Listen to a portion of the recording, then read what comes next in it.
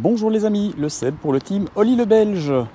Je profite de l'occasion de l'essai de la R1250 RT millésime 2021 pour refaire un petit tour de l'histoire de la RT, puisque ma moto de tous les jours étant cette R1100 RT rouge bordeaux, magnifique.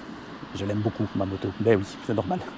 Alors, petit retour en arrière à la genèse de la RT, du concept RT. En 1979 naît la R100 RT. À l'époque, petite révolution dans le monde du tourisme, moto carénée. Cette moto a traversé les époques, puisqu'elle a eu une quinzaine d'années de durée de vie, étant donné qu'en 1995, nous avons eu l'apparition de la R1100 RT, telle que vous la voyez là sous les yeux. Donc toute cette famille RT a été animée depuis lors par un bicylindre à plat qui a évolué au travers des âges en cylindrée, en puissance et en technicité.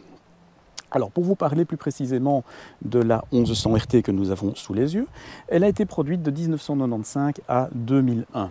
Elle reposait sur un moteur bicylindre à plat, je vous le disais, de 1100 cm3 de cylindrée, qui développait environ 91 chevaux pour l'époque.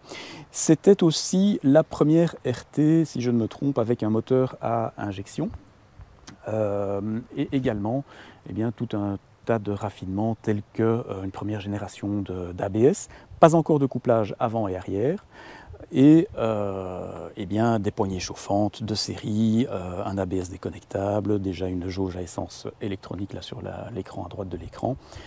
Et on était sur un double cadran, compteur de vitesse, compte-tour, très classique.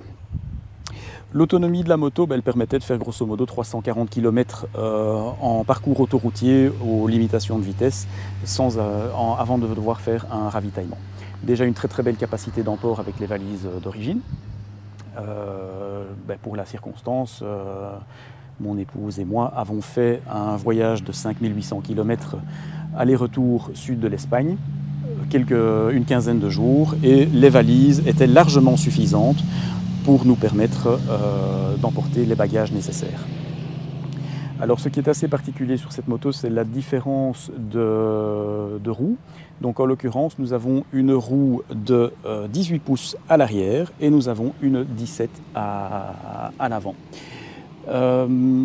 Un pneu de 160 à l'arrière et un pneu de 120 à l'avant. Ce qui confère déjà à la moto des capacités dynamiques assez intéressantes. Elle est déjà suffisamment maniable. Par contre, un petit détail, ne rentrez pas dans un virage sur les freins parce que cela alourdit considérablement le train avant. Donc freinez bien avant le virage, relâchez et prenez le virage à votre aise, à votre rythme. Génération suivante, apparue donc en 2001, la R1150 RT. Donc une poignée de centimètres cubes en plus, une petite poignée de chevaux puisqu'on avait 95 chevaux dans la moto. Elle ressemblait très fort à la 1100, grosse différence externe, il y avait un phare, rappelez-vous, un plus grand sourire, un V un petit peu plus large sur le carénage avant. Différence par contre au niveau de la partie propulsive, en l'occurrence on avait une toute nouvelle boîte de vitesse à 6 rapports, elle était à 5 rapports sur la 1100, et il y avait sur cette moto un freinage assisté et combiné. Donc c'est-à-dire que l'action sur le levier ou la pédale permettait d'avoir une répartition avant-arrière du freinage. Sur les premières générations, dont 150 RT, ce n'était pas très convaincant, ça a évolué par la suite de façon à atteindre un niveau de performance satisfaisant. 2005-2009, bon, je n'en ai pas sous la main, je ne sais pas vous la montrer. La première 1200 RT avec 109 chevaux, barre symbolique des 100 chevaux dépassée, 109 en l'occurrence. Cette moto a connu 3 générations. De 2009 à 2013, une nouvelle 1200 RT avec des évolutions surtout cosmétiques et une petite poignée de chevaux en plus, puisque on est passé, si je ne me trompe pas à l'époque, à 125 chevaux. Et en 2014, première génération des moteurs refroidissement mixte, air et eau, sur la dernière mouture de la 1200 RT. Arrive en 2019 la nouvelle génération, la 1250 RT, donc nouveau moteur, refroidissement air-eau, shift cam admission, calage admission variable, et puis évolution vers cette 1250 RT modèle 2021, pour laquelle donc l'électronique et le coup d'œil ont été revus de fond en comble. Donc voilà un petit peu le petit cours d'histoire entre les différentes RT qui ont traversé les âges.